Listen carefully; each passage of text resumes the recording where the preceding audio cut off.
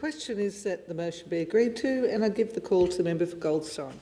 Thank you, Deputy Speaker. And Deputy Speaker, it's wonderful to be able to speak on this motion celebrating the 100th anniversary or the centenary, of course, of Rotary Australia and New Zealand. And I, like many members in this place, have family members who are participants in Rotary in the past, the present, and no doubt in the future, because it's a fine community organisation, because it embodies the values of that fundamentally underpin the strength of our country.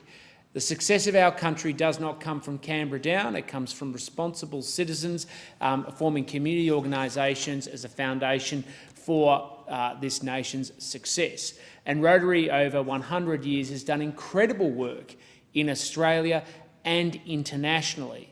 Particularly, there are a group of citizens that have taken responsibility for their local community. And there's virtually a community across the country that you can walk past where you don't see, whether it's a footpath or a seat in a park or a children's playground, where Rotary hasn't had its footprint, raised local money from other citizens to be able to provide the best facilities for their local community. But of course, in Goldstein, we have many important local Rotary clubs that provide an excellent service to our local community. The Sandringham Rotary Club, I'd like to recognise the current efforts of the board members in this year. President John Dennison, President-elect Ian Glover, Vice President Ian Wells, Secretary Jackie Wells and Treasurer Alan Brebner.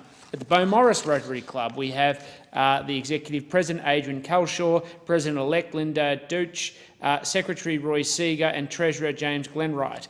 At the Rotary Club of Glen Ira, thank you to the Executive President Lily Teichman, President-elect Roberto Orts, Secretary Joan Luskak and Treasurer Jeffrey Asher. At the Hampton Rotary Club, thank you to the Executive President Amanda Hill, President-elect Maria Sierra, Treasurer Rosalind Bodley and Secretary Elizabeth Ware.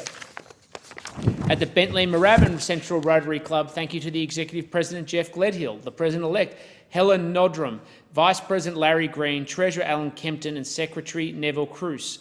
At the Rotary Club of Brighton, thank you to the Executive President Cameron Ward, Vice President Julie Avery, Treasurer David Finney and Secretary Anthony Langley. And finally, at Brighton North Rotary Club, thank you to the Executive President Peter Killey, Vice President Brian Cox, Treasurer Neil Graham and Secretary Judy Carruthers. And of course, I'd also like to pay proper recognition to the role that local Rotary clubs have made in our community, but also internationally. And members may not be aware that, of course, Ian Risley, OAM, who was the president of the Sandringham Rotary Club, went on to become president of Rotary International from 2017 to 2018.